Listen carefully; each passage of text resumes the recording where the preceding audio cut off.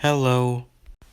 Today I'm going to rank all of the baller cards because I did the same thing with all the sword cards. Also, I'll be ranking the days and softener cards. I know they were removed from ball, but they still are ball cards. And we will ignore 2 out of 3 of ball's counters since those can be countered with the cannonball card. Anyways, enjoy the video. The number 7 spot goes to minimize. Now, this card isn't bad, but it's only good in certain situations.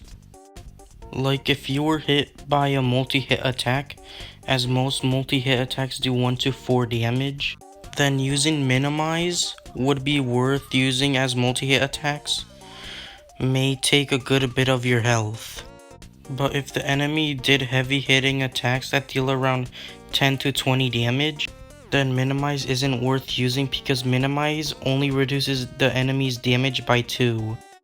So overall, a decent situational card to use and has some good uses, but isn't good for certain situations. Anyways, it's time for number 6. So the number 6 spot goes to Daze. So Daze can give the enemy the Dizzy debuff, and Dizzy gives the enemy a chance to skip their turn. However, it's just a chance, so this card may become a waste of BP and or SP, although it is useful at times. Like for example, if there is a very dangerous enemy, then you can use Daze to basically nullify them. But if you want to nullify an enemy because they are dangerous, then just use Snowball or Comatose at that point. Or maybe just hit them with a high damaging attack to the point where the attack just kills them. So honestly, this kinda gets outclassed by Snowball and Comatose.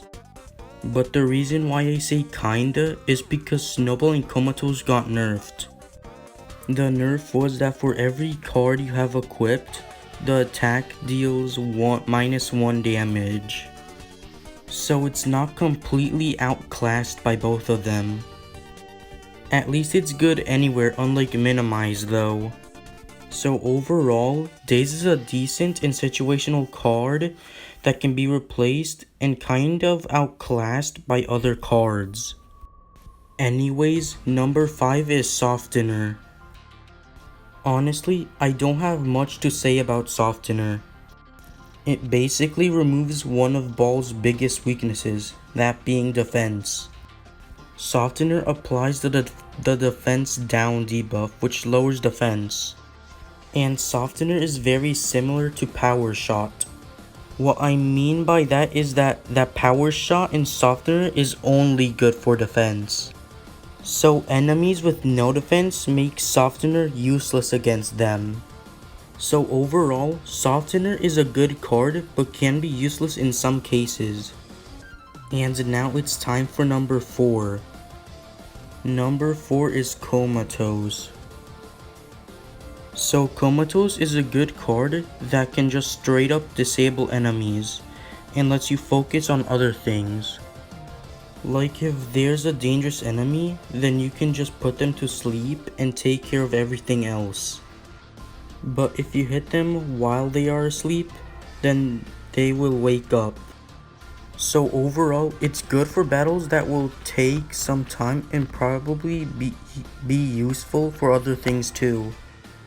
Also, it has a -1 damage passive, so if you have like 3 Comatose cards equipped, then you will deal -3 damage.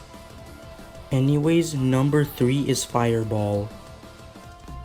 Now, Fireball is really good for bosses. But if you want to use it, then you're going to need to use at least 3 to 5 copies of the Fireball card. That's because Fireball is basically just rocket boots if you're using 1 or 2 copies of the card. So if you want Fireball to be good, then use 3 or more copies of the card.